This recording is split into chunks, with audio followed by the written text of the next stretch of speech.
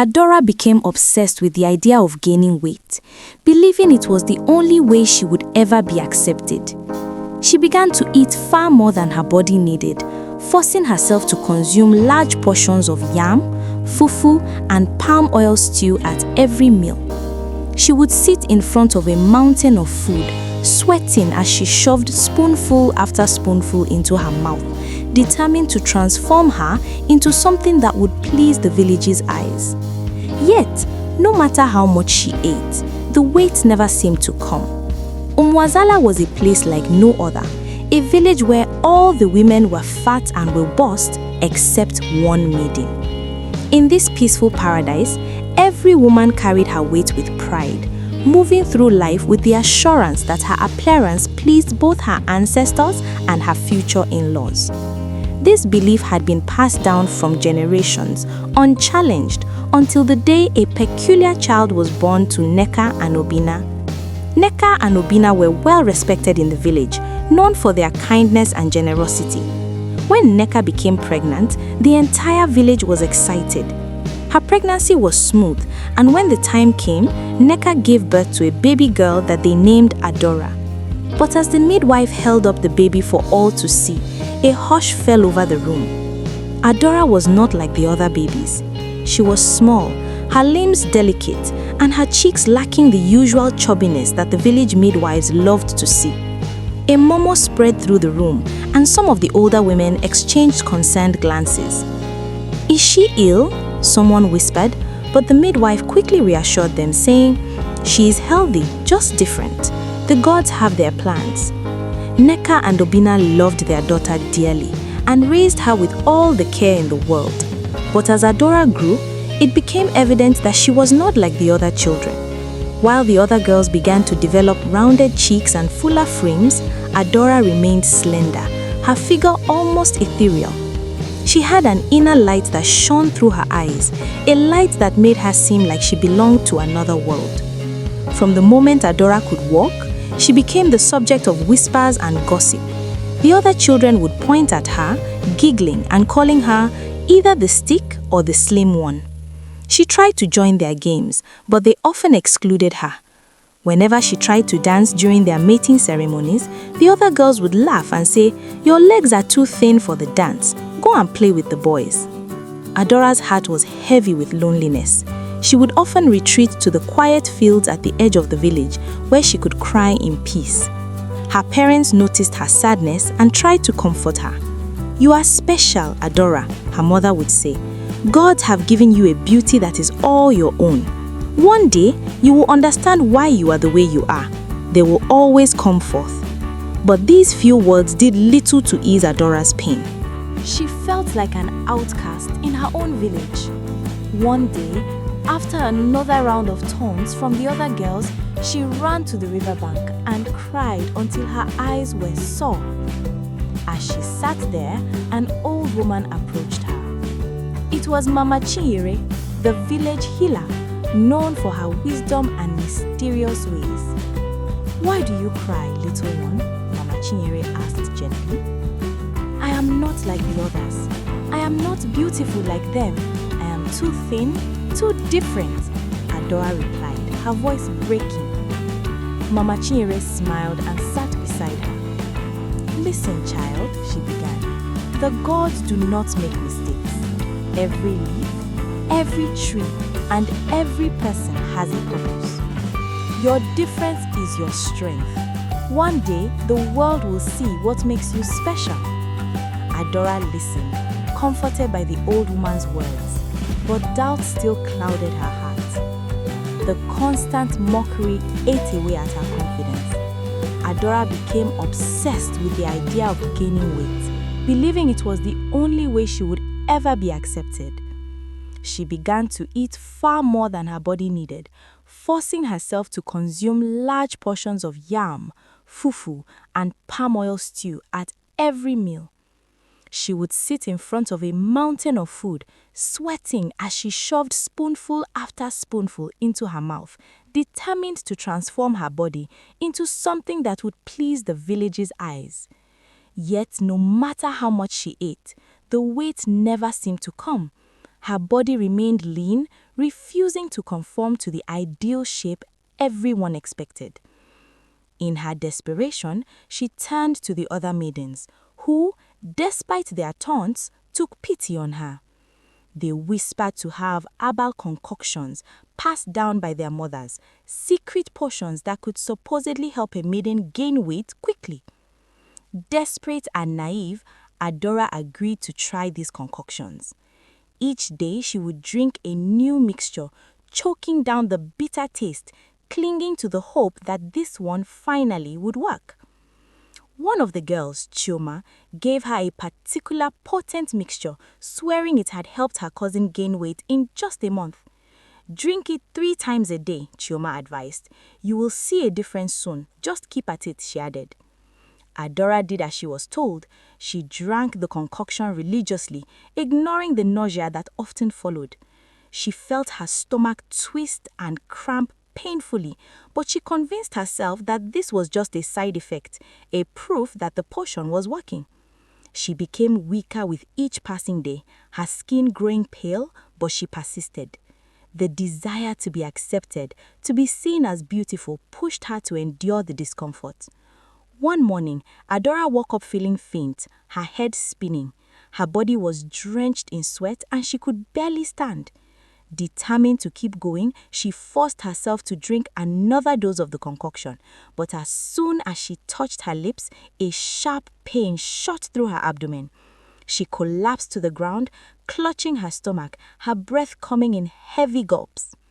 Her parents, Obina and Neka, heard her cries and rushed into her room.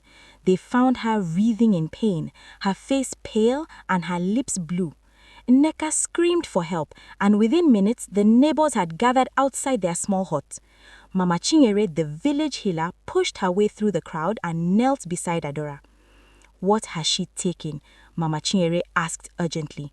Chioma, who had come to see if Adora had gained any weight yet, stepped forward hesitantly. "She's been drinking a mixture to help her gain weight," she mumbled, unable to meet anyone's eyes. Mama Chinyere's face darkened. "Foolish girl," she snapped. "Do you not know that these concoctions are dangerous? Everybody is different. What worked for another may kill someone else," she said. With sweet hands, Mama Chinyere began to administer a remedy to counter the effects of the toxic mixture. Adora lay there, barely conscious, her mind drifting in and out of darkness. She heard the murmurs around her, the whispers of pity and judgment. For 3 days, Adora lay in bed, weak and feverish. Her parents stayed by her side, worried she might not survive. On the 4th day, she finally opened her eyes, her body aching but alive. She looked up at Mama Chinyere, who had stayed to monitor her recovery. "You are lucky, child," the old woman said sternly. "The gods have spared you, but only just once. You must never seek to change what the gods have given you. Your body is a gift, whether you see it that way or not," she added. As Adora grew into her teenage years, the village began to prepare for its grandest event, the annual Maiden Festival. It was a time when young women would showcase their beauty, dance, and charm, hoping to catch the eyes of a suitor or, at the very least, earn the admiration of the village. The festival was also a chance to honor the ancestors and celebrate the culture. Every girl looked forward to the festival, and Adora, despite her past rejections, hoped that this year would be different. She spent days weaving a beautiful dress from the finest fabric her parents could afford. The dress was simple yet elegant, highlighting her unique frame. When she put it on, even her mother gasped. "Adora, you look like a goddess," Neka exclaimed. But when Adora arrived at the festival, the mocking began immediately. "Look at her," a guest sneered. "Who does she think she is with those tiny legs?" Adora tried to smile, tried to enjoy the festival, but every laugh felt like a dagger to her heart. As the drumming began, Adora stepped forward to join the dance, but the other girls blocked her path. "This is no place for you," said Ngozi, the most popular girl in the village. "Go sit with the elders. Maybe they will appreciate your bones." The crowd laughed, and Adora, faced with embarrassment, turned and fled. She ran through the fields, tears streaming down her face, feeling more alone than ever. She ran until she reached the old abandoned shrine at the edge of the village, where she collapsed crying. It was there that she heard a voice. "Why do you weep, Adora?" It was Mama Chinyere again, emerging from the shadows. "I am tired, Mama," Adora sobbed. "I am tired of being different, tired of not belonging." Mama Chinyere nodded thoughtfully. "The world is full of surprises, my dear. Sometimes what seems like a curse is actually a blessing in disguise. Trust the gods and trust yourself. Your time will come." Just as Mama Chinyere had predicted, Adora's life was about to change. A few weeks after the festival, a stranger arrived in Umozala. His name was Chike, a tall, charming man from the city with a reputation as a talent scout for a renowned modeling agency. He had heard of Umozala's unique maiden festival and had come to see it for himself. Chike was immediately struck by the unusual beauty of the village women, but something else caught his eyes. Amidst the robust, curvaceous figures, he saw a slim, graceful girl standing alone by the riverbank. She seemed like a flower among trees, delicate yet strong. He approached her cautiously. "Hello, my name is Chike," he introduced himself with a friendly smile. "I couldn't help but notice you. You have a rare kind of beauty, something unique and different. Have you ever considered modeling?" Adora blinked, not quite understanding. "Modeling? What is that?" Chike laughed softly. "It is a career where people like you with a special look showcase clothes, jewelry, and products. I believe you could be very successful," Chike added. Adora hesitated. She had never heard of such a thing, and it sounded almost too good to be true. "But I am not beautiful," she whispered, looking down. Chike shook his head. "Who says so? The world is vast, and beauty is not one thing. Trust me, Adora, you have something special." After speaking with Chike, Adora went home, her mind filled with thoughts. She told her parents about the strange man and his proposal. At first, they were worried, not wanting their daughter to leave for the city, but they saw a spark of hope in her eyes they had never seen before. "We will support you, Adora, if this is what you truly want," Obina said. "But remember, the city is different from our village. It can be harsh and unforgiving," they advised. Adora nodded, understanding the risk but feeling a burning desire to prove herself. She decided to take a chance and leave Umozala with Chike. The villagers were shocked, and some seemed jeer. She will come back with nothing, they scoffed. But Adora's parents stood by her, and Mama Chinyere gave her a small charm for protection, whispering, "Remember, child, you are special." The city was overwhelming at first. It was loud, fast, and full of towering buildings, bustling markets, and people who seemed to move with a purpose Adora had never known. Everything was new, exciting, and terrifying at the same time. She had never seen so many cars, so many people in such a hurry, or such a dazzling array of lights that made the night feel like day. Chike took her to his agency, where she was introduced to his business partner, Ifunaya, a former model herself. Ifunaya looked Adora up and down, a skeptical look on her face.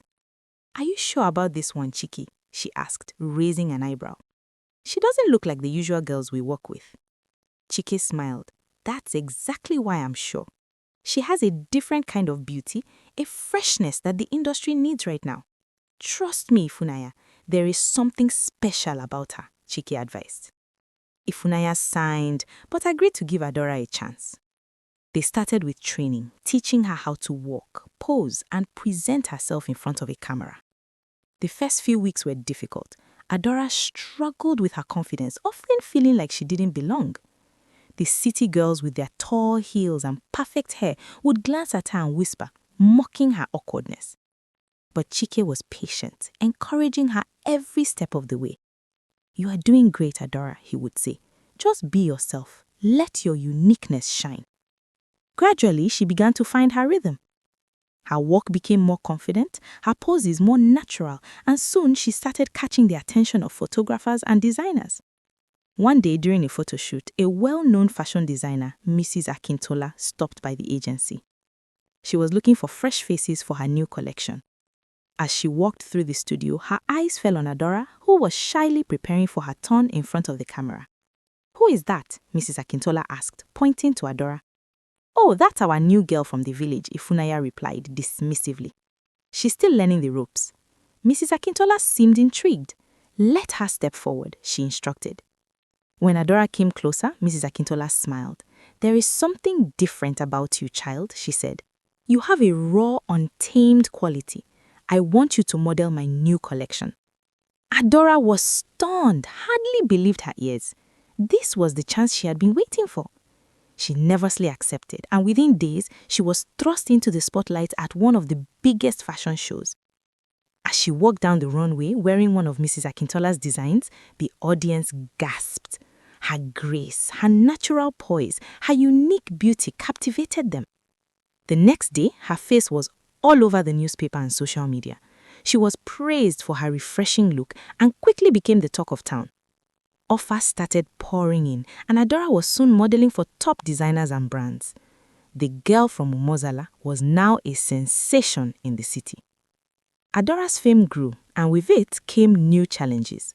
She had to navigate the complexity of the modeling world, jealousy from other models, the pressure of maintaining her image, and the constant scrutiny of the public eye. She found herself in glamorous parties, rubbing shoulders with celebrities and wealthy businessmen. Yet, amidst all the glitz and glam, she felt a pang of loneliness. One night, after a particularly grueling day of back-to-back photo shoots, she sat alone in her luxurious apartment, staring out at the city lights.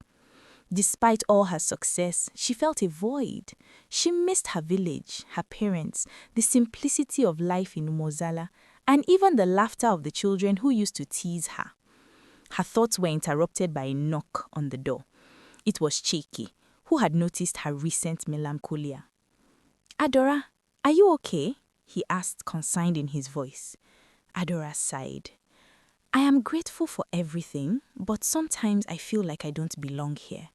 I miss my home," she said. Chiki nodded. "It's normal to feel this way, but remember, you have come so far, and you have inspired so many people already. You have a story to tell, and you are living it every day. Don't let the loneliness of a moment take away from your journey." His words struck a chord with her. Adora realized that she had the power to bridge the gap between her two worlds. She decided to use her platform not just to model, but to advocate young girls who felt different or out of place. She began sharing her story in interviews, talking about her upbringing, the beauty standard in her village, and how being different had become her greatest strength. Months later, Adora decided to return to Umozala for a visit. She had been away for a long time, and though she was nervous about how she would be received, felt a pull to go back to her roots. She had sent words to her parents, but she didn't know what to expect from the rest of the village. As she approached the village square, she was surprised to see a large crowd gathered. The villagers who had once mocked her for being different were now cheering her name. Children ran up to her, laughing and waving. The women, even those who had once excluded her, came forward to embrace her.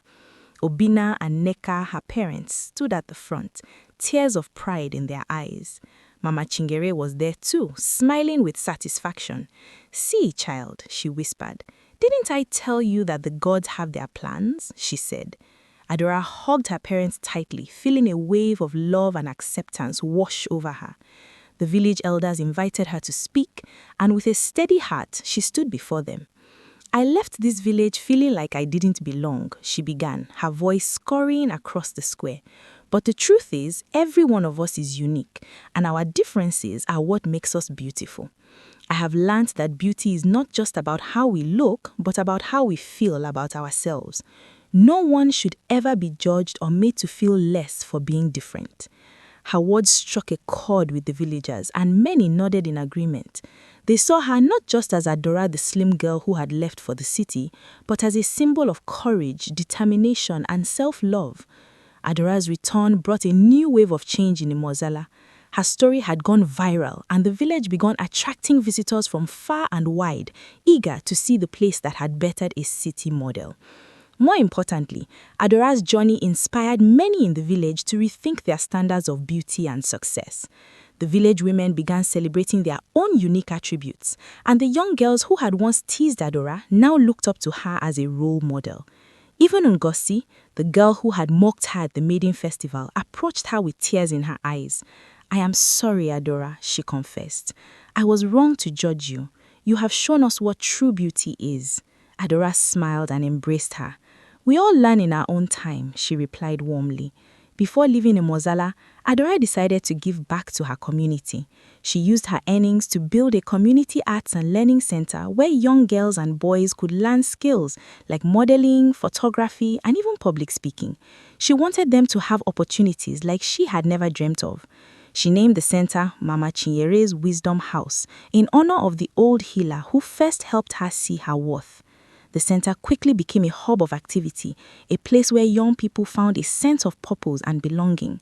The girl who had once cried by the river bank in Umozala was now a symbol of hope and strength for millions. Her journey had shown the world that true beauty lies not in conformity, but in the courage to be oneself.